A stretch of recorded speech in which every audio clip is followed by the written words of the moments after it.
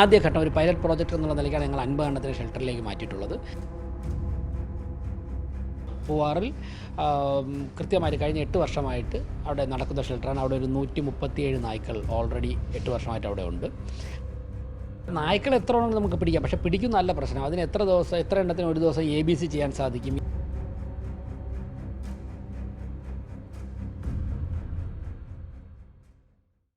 നമസ്കാരം. തലസ്ഥാനം നേരിടുന്ന മുഖ്യ വിഷയങ്ങളായ മാലിന്യ പ്രശ്നം, അതുകൂടാതെ തെരുവ് നായ ശല്യം, ഇവയെല്ലാം തന്നെ BJP അധികാരത്തിലേറിക്കഴിഞ്ഞാൽ ആദ്യഘട്ടത്തിൽ, അതായത് മുൻഗണന നൽകിക്കൊണ്ട് ഇത് പരിഹരിക്കും എന്ന BJP നേതൃത്വം വ്യക്തമാക്കിയിരുന്നു. നിലവിലിപ്പോൾ BJP നഗരസഭയിൽ അധികാരത്തിലേറിയതിന് ശേഷം ആദ്യഘട്ടം എന്നോണം തെരുവുനായ ശല്യത്തിന് പരിഹാരം കണ്ട് തുടങ്ങിയിരിക്കുകയാണ്. നിലവിലിപ്പോൾ പൂവാറിലെ ഷെൽട്ടറിലേക്ക് നിരവധി തെരുവ് നായ്ക്കളെ മാറ്റിയിരിക്കുന്നു എന്നാണ് ശ്രീ VV രാജേഷ് നമ്മളോട് വ്യക്തമാക്കുന്നത്. എന്തായാലും ആദ്യഘട്ടം എന്നോണം തെരുവ് നായ്ക്കളെ ഷെൽട്ടറിലേക്ക് മാറ്റി തുടങ്ങിയിരിക്കുകയാണ്. ഈ ഒരു വിഷയത്തിൽ മേയർ തന്നെ ഇപ്പോൾ മറുനാടനോട് പ്രതികരിക്കുകയാണ്. ഞങ്ങൾ പറഞ്ഞു, ഈ മാസം തന്നെ തെരുവുനായ്ക്കളുടെ ആദ്യഘട്ടം തെരുവുനായ്ക്കളെ ഷെൽട്ടറിൽ ഷെൽട്ടറിൽ പാർപ്പിക്കുന്നതിന് നടപടികൾ തിരുവനന്തപുരം കോർപ്പറേഷൻ ആരംഭിക്കുമെന്ന് ഞങ്ങൾ പറഞ്ഞു. അത് ഇന്നലെ വൈകുന്നേരം കൊണ്ട് 50 നായ്ക്കളെ അനിമൽ ബർത്ത് കൺട്രോൾ ചെയ്ത് വാക്സിനേറ്റ് ചെയ്ത് അവയെ ഷെൽട്ടറിലേക്ക് മാറ്റിയിട്ടുണ്ട്. അവിടെ വളരെ നല്ല രീതിയിൽ ശാസ്ത്രീയമായി അനിമൽ വെൽഫെയർ ബോർഡിൻ്റെ എല്ലാ നിയമങ്ങളും പാലിച്ചുകൊണ്ടുള്ള ഷെൽട്ടറാണ്. 50 എണ്ണത്തിന് അങ്ങോട്ട് മാറ്റിയിട്ടുണ്ട്. പൂവാറിൽ കൃത്യമായിട്ട് കഴിഞ്ഞ 8 വർഷമായിട്ട് അവിടെ നടക്കുന്ന ഷെൽട്ടറാണ്. അവിടെ ഒരു 137 നായ്ക്കൾ ഓൾറെഡി 8 വർഷമായിട്ട് അവിടെ ഉണ്ട്. അനിമൽ വെൽഫെയർ ബോർഡിൻ്റെ ഉദ്യോഗസ്ഥർ പോയി ആ ഷെൽട്ടർ കണ്ട് വിലയിരുത്തി തൃപ്തികരമായ മറുപടി തന്നതിന് ശേഷമാണ് അങ്ങോട്ട് മാറ്റിയിട്ടുള്ളത്. ഇത് ആദ്യഘട്ടം ഒരു പൈലറ്റ് പ്രോജക്റ്റ് എന്നുള്ള നിലയ്ക്കാണ് ഞങ്ങൾ 50 എണ്ണത്തിന് ഷെൽട്ടറിലേക്ക് മാറ്റിയിട്ടുള്ളത്. വരും ദിവസങ്ങളിൽ കൂടുതൽ ചർച്ചകൾ നടന്ന് കൂടുതൽ സ്ഥലം, അത് NGOകൾ വഴിയോ കോർപ്പറേഷൻ നേരിട്ടോ സ്ഥലം ഏറ്റെടുത്ത് അവിടെ ഷെൽട്ടറുകൾ നിർമ്മിച്ച് അങ്ങോട്ട് മാറ്റുന്ന നടപടികളുണ്ടാവും.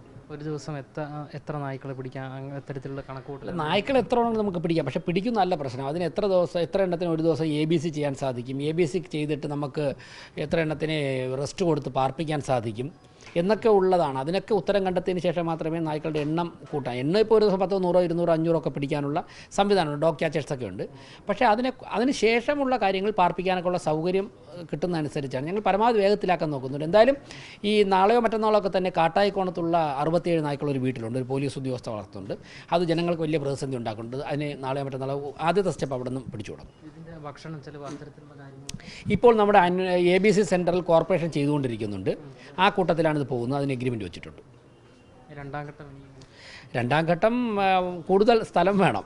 എന്തെങ്കിലും നിർദ്ദേശം നിങ്ങൾക്കുണ്ടെങ്കിൽ പറഞ്ഞോളൂ. കൂടുതൽ സ്ഥലം ഉണ്ടെങ്കിൽ ഒരു 7 ഏക്കർ സ്ഥലം ഒരിടത്ത് സംസാരിച്ചിട്ടുണ്ട് ഷെൽട്ടറിന് വേണ്ടി. അത് യാഥാർത്ഥ്യമാകുമ്പോൾ കേന്ദ്ര ഗവൺമെൻറ്റും സംസ്ഥാന ഗവൺമെൻറ്റും ഒക്കെ സംസാരിച്ചിട്ട് ഇപ്പോൾ കേന്ദ്ര ഗവൺമെൻറ് 1-2 ഡിപ്പാർട്ട്മെൻറ്റിൽ നിന്ന് സാമ്പത്തിക സഹായം ചെയ്യാമെന്ന് പറഞ്ഞിട്ടുണ്ട്. അതിനുള്ള ചർച്ചകളുണ്ട്. അടുത്ത ദിവസം ഡൽഹി പോകുന്നുണ്ട്. നമുക്കത് ചെയ്യാൻ സാധിക്കും എന്നുള്ളതിൻ്റെ ഒരു എക്സാമ്പിളാണ് ഇത് നടക്കുമ്പോൾ തന്നെ സൈമൾട്ടേനിയസ്ലി മറ്റുള്ള പല സംഘടനയുമായിട്ടുള്ള ചർച്ച നടക്കുകയാണ്.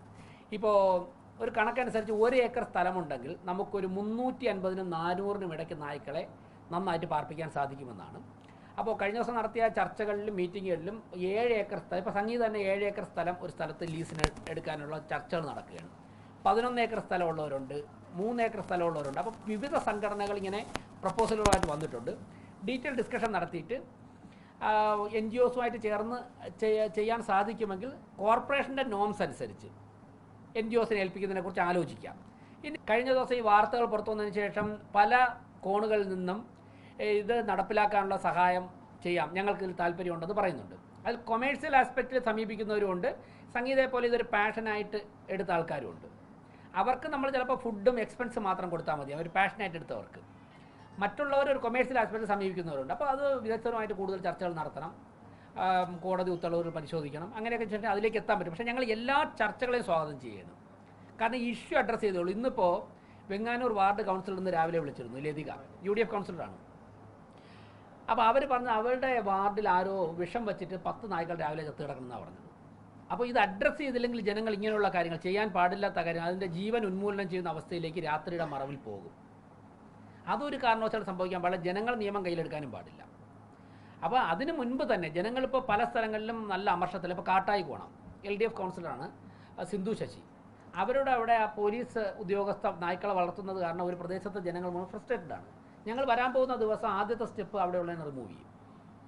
നാളെയോ മറ്റന്നാളോ അടുത്ത ദിവസമൊക്കെ ആയിട്ട് ആ കാട്ടായിക്കോണത്തുള്ള അവിടുത്തെ കൗൺസിലറോട് സംസാരിച്ചു.